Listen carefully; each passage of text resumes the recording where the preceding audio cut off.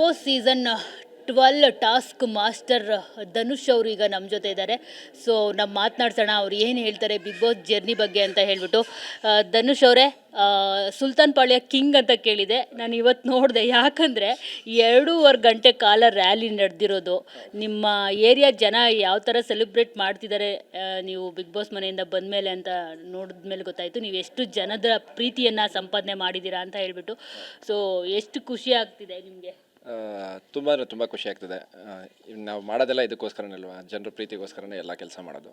So ಇದಕ್ಕಿಂತ ಖುಷಿ ಬೇರೆ ಏನೂ ಸಿಗಲ್ಲ ಅಂತ ಅಂದ್ಕೊಂಡಿದ್ದೀನಿ. ಹಾಡ್ಲಕ್ ಅಂತ ಅನಿಸುತ್ತೆ. ವ್ಯಕ್ತಿತ್ವ ಗೆಲ್ಲಬೇಕಾಗಿತ್ತು. ಅಫ್ಕೋರ್ಸ್ ವ್ಯಕ್ತಿತ್ವ ನೋಡಿದ್ರೆ ಇದು ಸೀಸನ್ ಕಪ್ ಏನಿದೆ, ಸೀಸನ್ 12 ಕಪ್, ಅದು ಧನುಷ್ ಅವ್ರಿಗೆ ಬರಬೇಕಾಗಿತ್ತು ಅಂತ ಎಲ್ಲರೂ ಹೇಳ್ತಾಯಿದ್ರು. ಇದು ಎಂಟರ್ಟೈನ್ಮೆಂಟ್ಗೆ ಸಿಕ್ಬಿಡ್ತು. ಸೊ ಎಷ್ಟು ಬೇಜಾರಿದೆ? ಏನಾದರೂ ಡಿಸಪಾಯಿಂಟ್ಮೆಂಟ್ ಆಯಿತಾ, ಹೇಗೆ ಏನು ಅಂತ? ಆ ಥರ ಎಲ್ಲ ಏನಿಲ್ಲ. ಅವನ ವ್ಯಕ್ತಿತ್ವನೂ ಚೆನ್ನಾಗಿತ್ತು ಆ್ಯಕ್ಚುಲಿ. ಅವ್ನು ತುಂಬ ಜಾಸ್ತಿ ಮಾತಾಡ್ತಿದ್ದ, ನಾನು ಸ್ವಲ್ಪ ಕಮ್ಮಿ ಮಾತಾಡ್ತಿದ್ದೆ.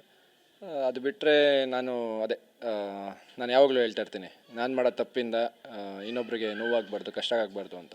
ಅದಕ್ಕೋಸ್ಕರ ಈ ಒಂದು ಮಾತನ್ನ ಮಾತಾಡಬೇಕು ಅಂದರೆ 100 ಸತಿ ಯೋಚನೆ ಮಾಡಿ ಮಾತಾಡ್ತೀನಿ ನಾನು. ಅದಕ್ಕಾಗಿ ಅಂದರೆ ಅವನು ಕಾಮಿಡಿಯಾಗಿ ಜಾಲಿಯಾಗಿರ್ತಾಯಿದ್ದ, ನಾನು ಸ್ವಲ್ಪ ನನ್ನಿಂದ ತಪ್ಪಾಗಬಾರ್ದು ಅಂತ ಯೋಚನೆ ಮಾಡ್ತಿದ್ದೆ.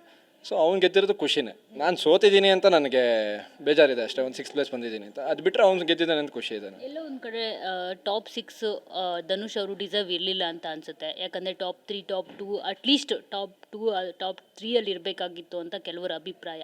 ಸೊ ಅದ್ರ ಬಗ್ಗೆ ನಿಮ್ಮ ಒಪಿನಿಯನ್ ಏನು? ನಿಮಗೂ ಅದೇ ಥರ ಅನಿಸಿದ್ಯಾ ಧನುಷ್ ಅವರೇ ಅಂತ? ಇವಾಗ ನನ್ನನ್ನು ಕೇಳಿದ್ರೆ ನಾನು ಆಡಿರೋದು ನನಗೆ ಮಾತ್ರ ಗೊತ್ತಿರುತ್ತೆ. ಸೊ ನನ್ನನ್ನು ಕೇಳಿದ್ರೆ ನಾನೇ ಗೆಲ್ಲಬೇಕು ಅಂತಲೇ ಅಂತೀನಿ. ಪ್ರತಿಯೊಬ್ಬರಿಗೂ ಅವ್ರವ್ರಿಗೆ ಗೆಲ್ಲಬೇಕು ಅಂತ ಆಸೆ ಇರುತ್ತೆ.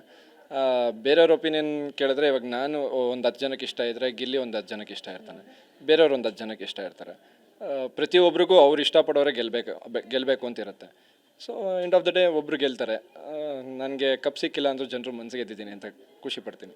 ಎಲ್ಲೋ ಒಂದು ಕಡೆ ಪ್ರಿವಿಯಸ್ ಸೀಸನ್ 10 ನೋಡಿದಾಗ ಸಂಗೀತ ಮತ್ತು ವಿನಯ್ ನಡುವೆ ಒಂದಷ್ಟು ಫೈಟ್ ನಡೀತಾ ಇತ್ತು. ಅವರಿಬ್ಬರು ಮಧ್ಯೆ ಕಾರ್ತಿಕ್ ಕಪ್ ಕಿತ್ಕೊಂಡು ಬಂದರು.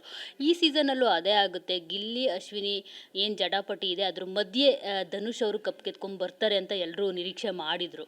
ಸೊ ಅದ್ರ ಬಗ್ಗೆ ಹೇಳೋದಾದರೆ ಅದು ನನಗೆ ಗೊತ್ತಿಲ್ಲ, ನೀವು ಫಸ್ಟ್ ಹೇಳೋವಾಗ ನನಗೆ ಗೊತ್ತಾಗ್ತಿರೋದು. ಏನಂತಂದರೆ, ಈ ಜೋರು ಜಗಳ ಮಾಡೋರನ್ನ ಮತ್ತು ಈ ಥರ ಫೈಟ್ ನಡೀತಿರ್ಬೇಕಾದ್ರೆ ಎಕ್ಸ್ಪೆಕ್ಟ್ ದ ಅನ್ಎಕ್ಸ್ಪೆಕ್ಟೆಡ್ ಅನ್ನೋ ರೀತಿಯಲ್ಲಿ ಇದು ಮಾಡಿಬಿಡ್ತಾರೆ. ಯಾಕಂದರೆ ವ್ಯಕ್ತಿತ್ವದಲ್ಲಿ ನೀವು ಎಲ್ರಿಗೂ ಇಷ್ಟ ಆಗಿದ್ರಿ.